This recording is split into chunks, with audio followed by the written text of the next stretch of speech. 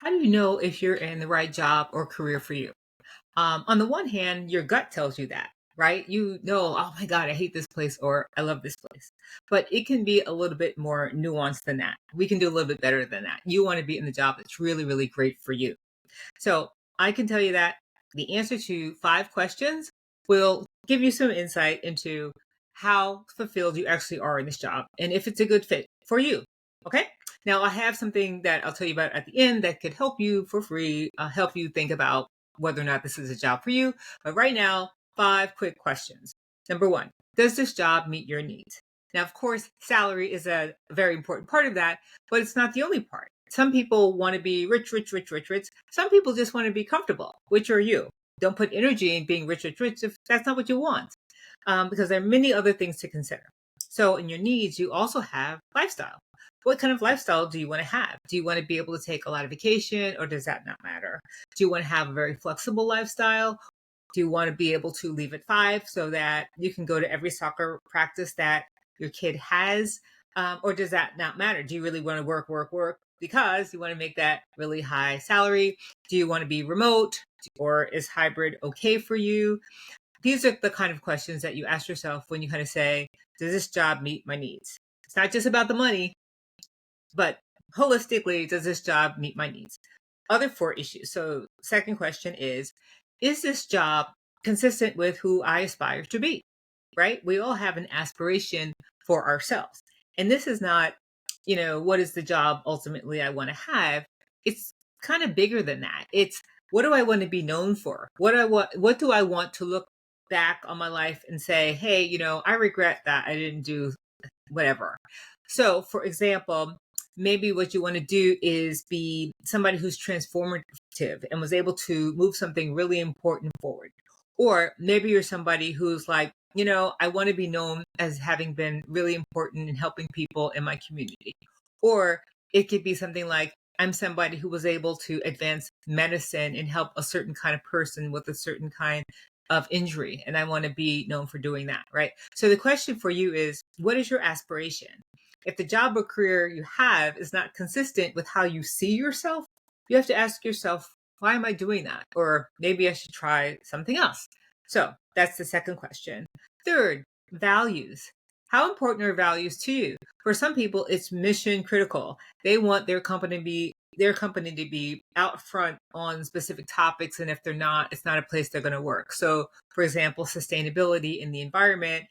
Some people do not want to work for a company or an employer that they feel is doing work that is inconsistent with what they care about as it relates to the environment. There are some people who only are interested in working in companies where DEI is something that is taken seriously and is important. There are some people who feel like, what, it's more important that I deal with my values at outside of work, and that's okay too. But the question is, if values in the workplace matter to you, how is that fitting into the current job and the career that you actually have right now?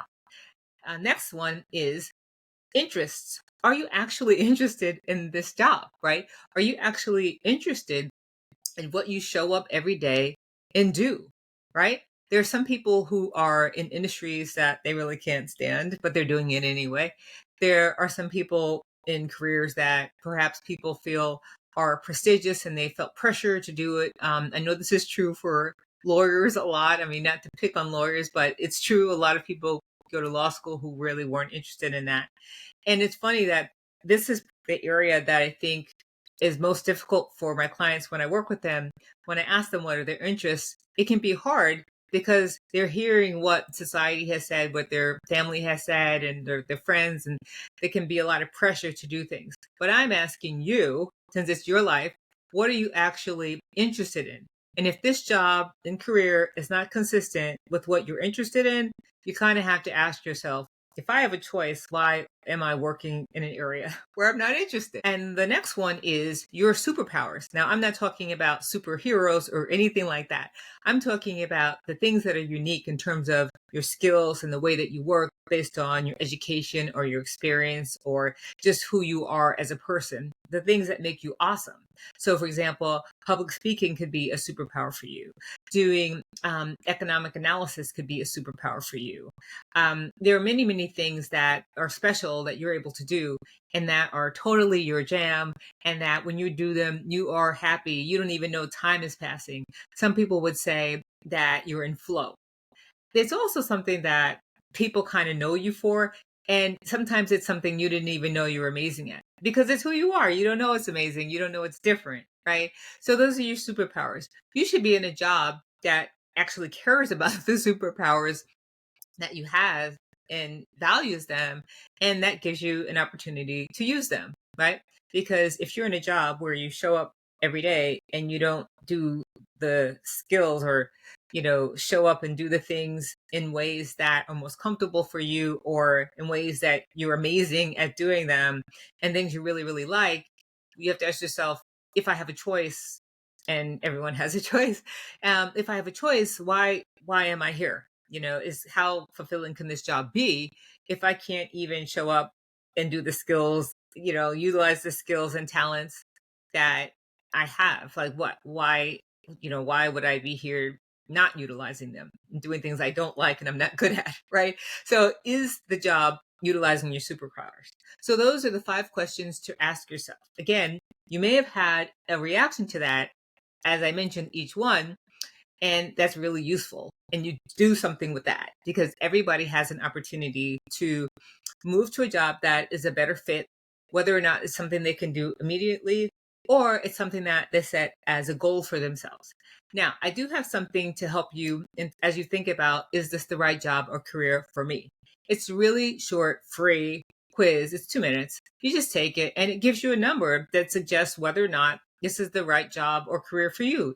Easy peasy. So take the gut, take that information, and do with it what you will. But we only live one life. And I think we all want to live a life where we do work that we find fulfilling, that we find satisfying, that we hopefully have an opportunity to really get meaning from, and that is consistent with our being well in a place where that's not toxic or not conducive to us really thriving. Okay? I hope that was helpful. If it was, click like, subscribe, and then you can hear more videos on this topic, which I absolutely love.